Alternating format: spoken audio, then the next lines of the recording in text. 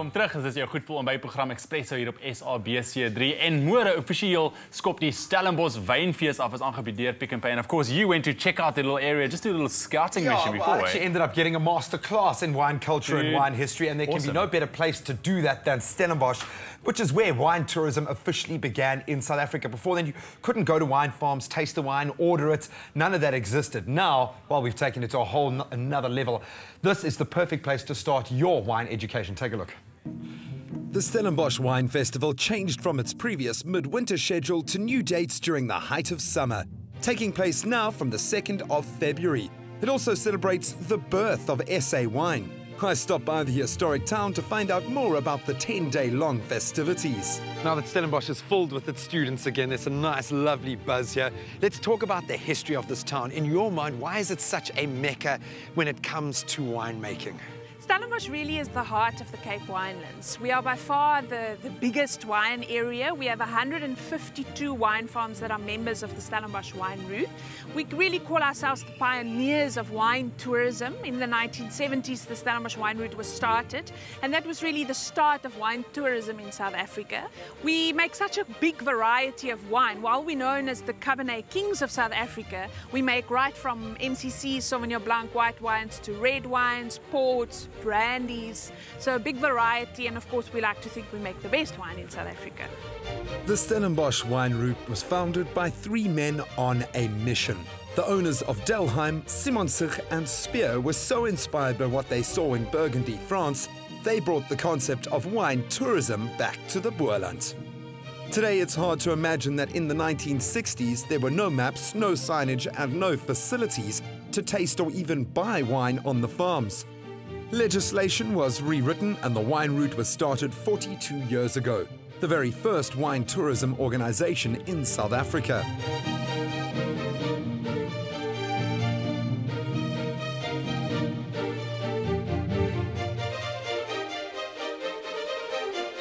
Annette gave me a tour of the historic Delheim estate. Talk to us a little bit about the origins, some of the history of this incredible piece of land.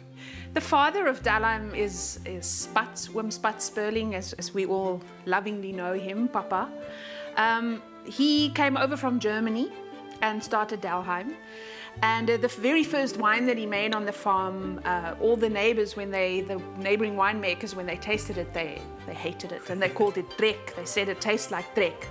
But it's called the Spatsenrek because of that, and it's a very, very popular wine, and people flock in their hordes to Delheim to come and taste the wine. It's absolutely lovely. So it was all about agriculture, you know, and growing fresh produce. That's what the Cape Point was all about, and that's how it all started.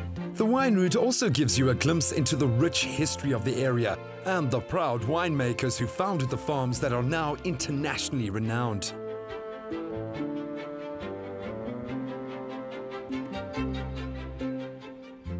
Simonsic was the first farm to make MCC, or what they called Kaapsefonkel. We simply had to pop in. Whoa, I expected a slightly warmer reception. Thank you. Simonsic is named after the dramatic views of the Simonsberg Mountains. The estate was founded in the 1600s by French Huguenot Jacques Milan. After more than 30 vintages, the current cellar master, Johan Milan, continues the family's pioneering spirit and produces what is hailed as the King of Pops. The term Method Cup Classic, I don't think everyone knows where that's come from. Explain to us exactly how that came about. We're not allowed to call it champagne because that's only in the French region of Champagne that they're allowed to call that.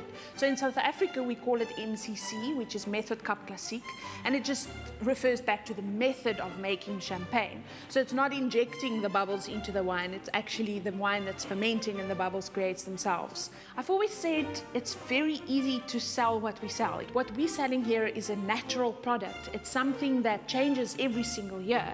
It's very dependent on nature. If there's a thunderstorm, hail, drought, very hot summer, it affects the harvest. It might even mean that there is no harvest. So every vintage is different. If we're tasting a 2007 right now, in 2001 that would have been completely different. So it's not like you're opening a little tin and everything tastes exactly the same. And the winemakers add their own nuances and their own recipes, if you want to almost call that, but you're so dependent on nature. It makes it exciting.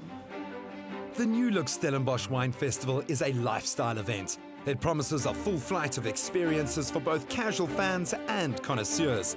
It'll showcase all of the best of this delightfully diverse region. PnP is a proud supporter. If you take the history of Cape Town itself, it's where the wine started. And the Stellenbosch Valley is world-renowned. And not only for its wines, you know, 4 of the top 10 restaurants in South Africa are in the valley as well. So we're embracing not only the wine growers, but we're embracing the restaurateurs as well, so that we can have some fun with them during this festival.